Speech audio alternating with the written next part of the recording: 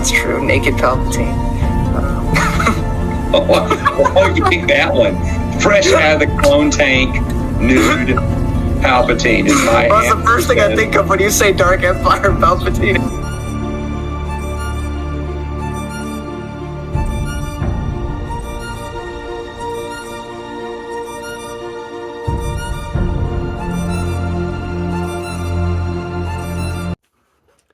Hello everybody, and welcome back to the Star Wars Expanded Universe, narrated by Disney.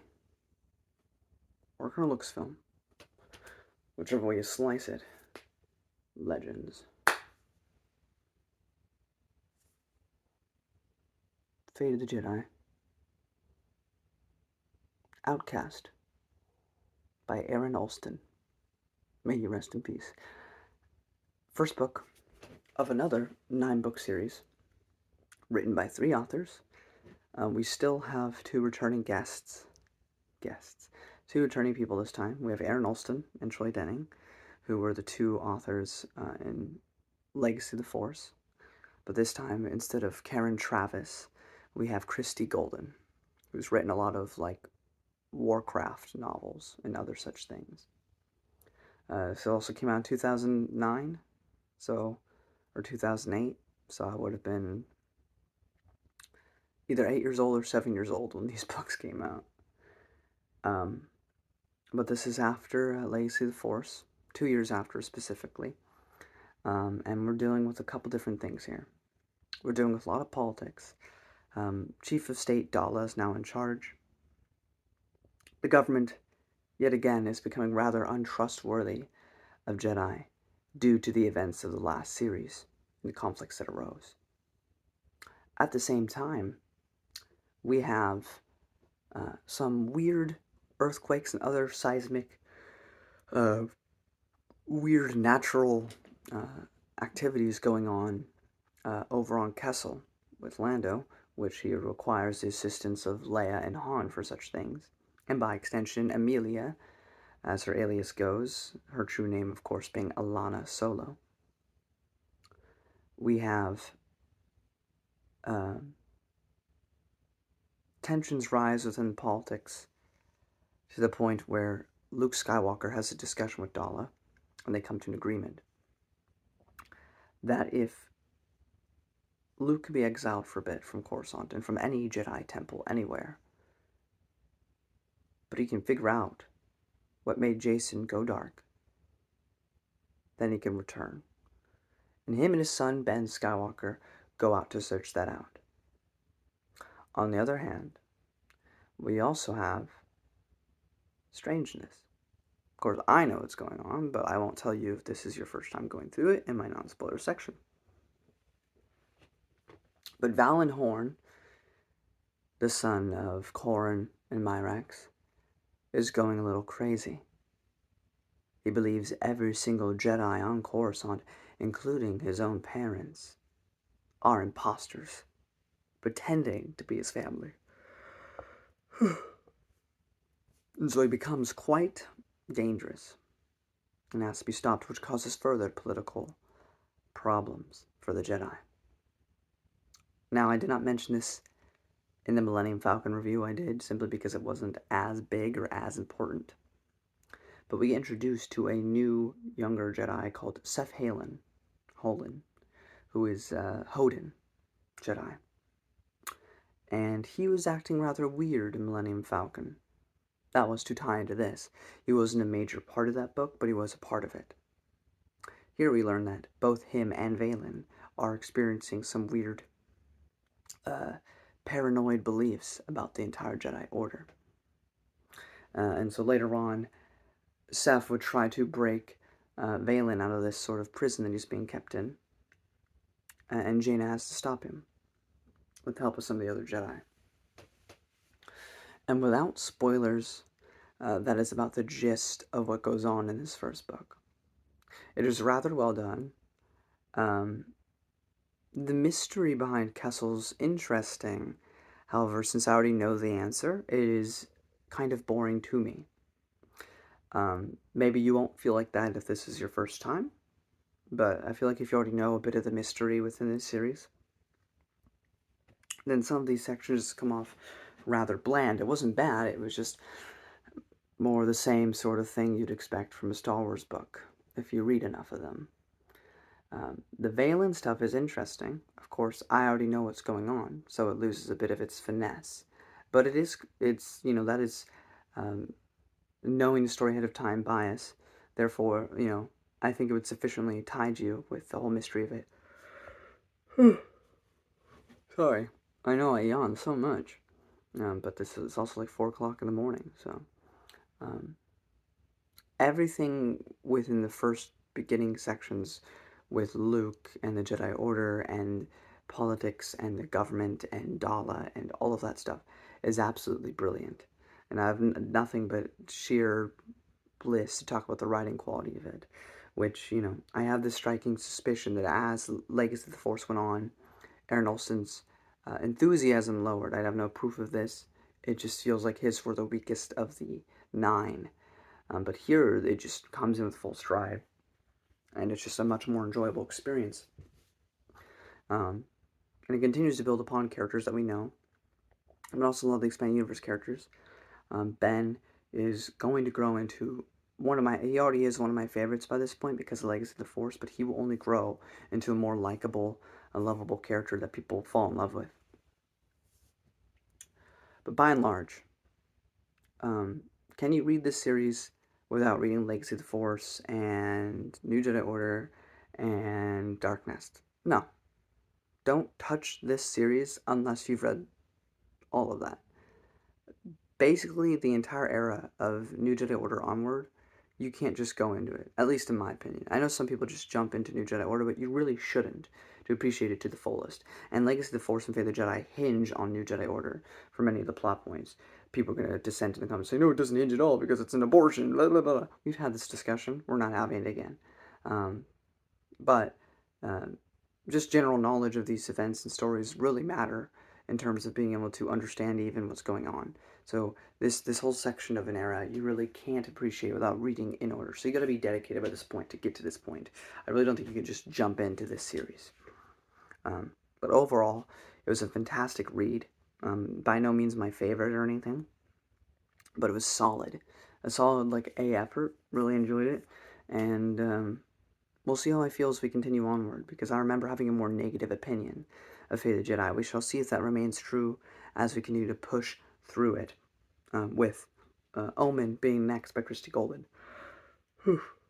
But anyway, I apologize again for the yawning, but that is my thoughts non-spoiler-wise. If you don't want spoilers, it's time for you to skedaddle. Otherwise, stick around. I only got a few things to mention anyway. In the beginning, we do get a mention from Jag as he's flirting and talking with Jaina about her coming with him back to the Empire. And he has certain ideas for Jedi in the Empire and how that could be different. This is already starting to set up the Fel Empire that we see in the Legacy comics, where we have Imperial Knights.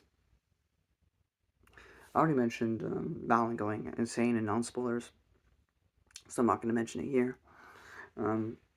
Luke going on trial, like I said, was a really interesting part of the book and really fascinating. Luke eventually goes to Dala to have a discussion about what can be done, and has to really come to an agreement that he has to be exiled for a bit. But they have a debate about above the law with the Jedi. Now, the Jedi always go above the law, and you want to call Dala the villain because she used to be a villain, but at the same time, most of what she says is true from a certain point of view, as Star Wars so often likes to say. But isn't it true throughout this entire franchise, mostly? Maybe not in the prequel era, because they're a bit more in line with the government. But do the Jedi not always do stuff above the law? Tales of the Jedi, Dawn of the Jedi, KOTOR comics, the KOTOR games,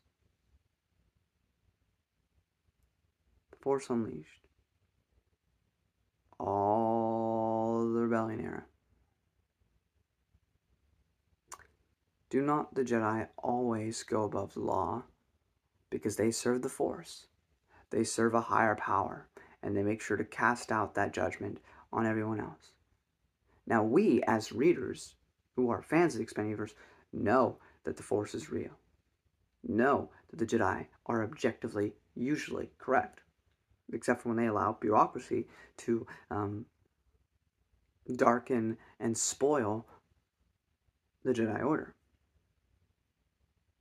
But of course, look at real life.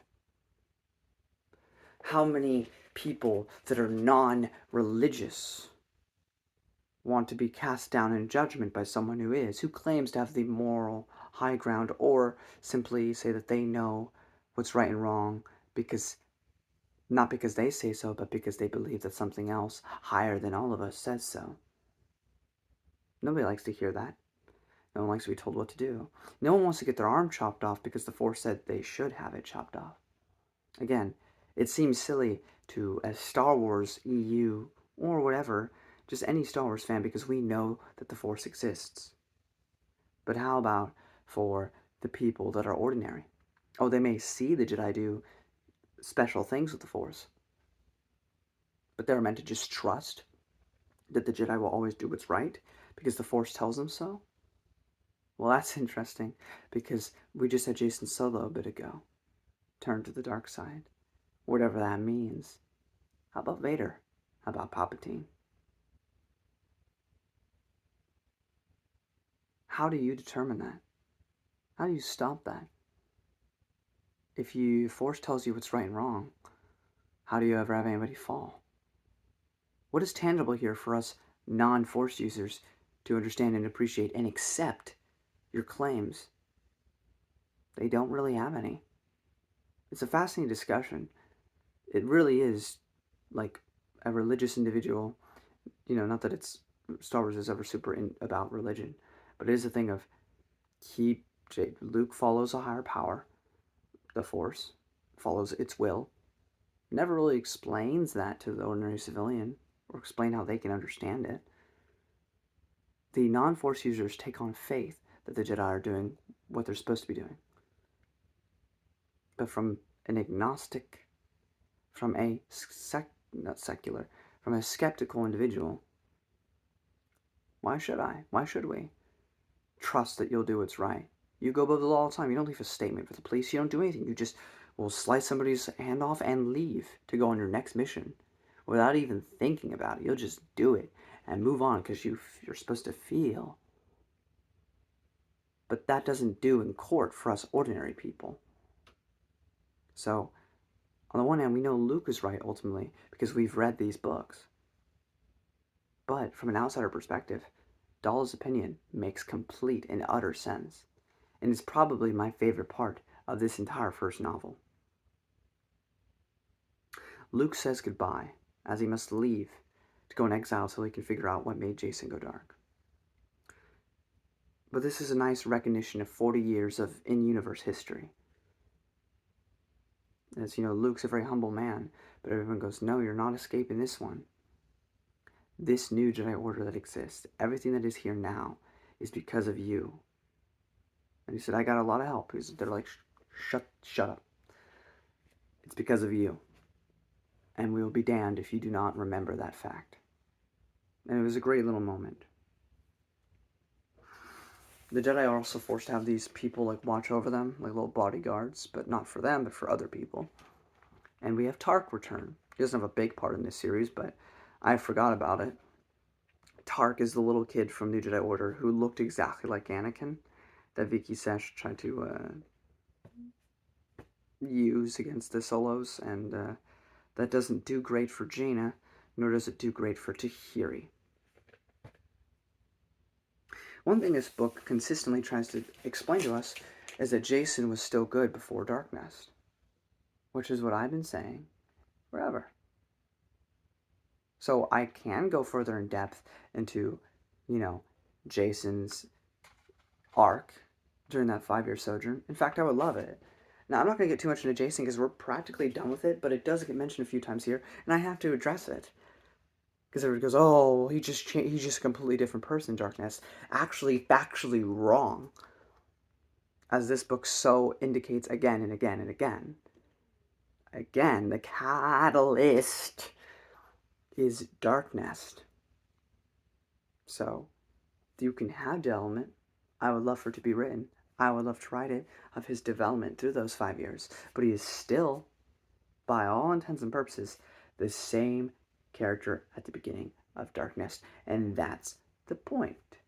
If you read the beginning sections of Darkness with the end of Unifying Force, there's actually not that much of a difference. The difference happens with his decision making, and what is the catalyst for that decision making that changes into him being somebody more susceptible to what happens in Legacy of the Force.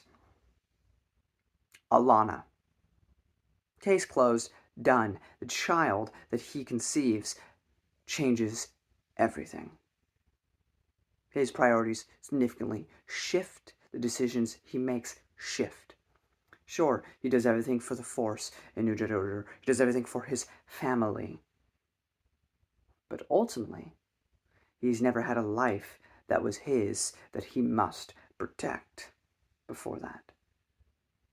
It was mostly just himself and his relationship to the Force, which was the primary moving goal factor for himself during all of New Jedi Order. He never had another responsibility besides himself, the Force, and his immediate family. Now he's a child. Now he has someone he deeply loves on a spiritual, emotional level. That changes things. Therefore, his decisions in the second and third book, which happened a year after the fact, mind you, are different after he learns of the child. Now his decisions change. Now his motivations change. Now he's different. And that is the point. So Legacy of the Force, you can accept. Thank you, you're welcome. Because this book reiterates literally right before he returned in Darkness that he was still good. Thank you. Done with this, probably forever, except for the Lake of Apparitions when we get there. I'm right, you're wrong. Thanks for playing. It's been a fun ride, but I'm always right and you're always wrong. And now I'm just doing this to be mean, because I know I'm not always right. But frick you. I'm going to act unhumble for a second and say, frick you, I'm right, you're wrong, get over it. And from then on, we can move on to Omen, where we get to see the lost tribe of the Sith, something I remember being extremely boring except for Vistera. We shall see if that remains to be the same second time through this time. Overall, this first book was really good. Solid book, not my favorite or anything, but there were some very interesting setup and just interesting discussions throughout, and I love politics in this setting, and getting to see more of that, getting to see Dala again, all of that is done beautifully well in the series, and I'm so excited to go through the second time. Maybe I'll appreciate it more than I did my first time through. I'm trying to really look at all these stories through an analytical lens, which is why my opinions of NGO dropped as I viewed it a second time. I still love NGO, it's still my favorite, but looking at it objectively, I don't like it as much now. That's the curse of being a reviewer and you're actually trying to be objective with things, is that things tend to drop for you when you look at it like that. But the problem is what most people will do is they review stuff is when it's something they like, they gloss over things and appreciate it far too much. Or if it's something they hate, they gloss over any of the good and make sure to hate it all. So it takes balance, kind of like a Jedi, to look at something, whether you like it or hate it, and try to find redeeming qualities and negative qualities in both to have the most nuanced and objective perspective on whatever you're talking about, in whatever direction you pull. And so for me, Legacy of the Force also dropped in my opinion of it, but I still enjoy it.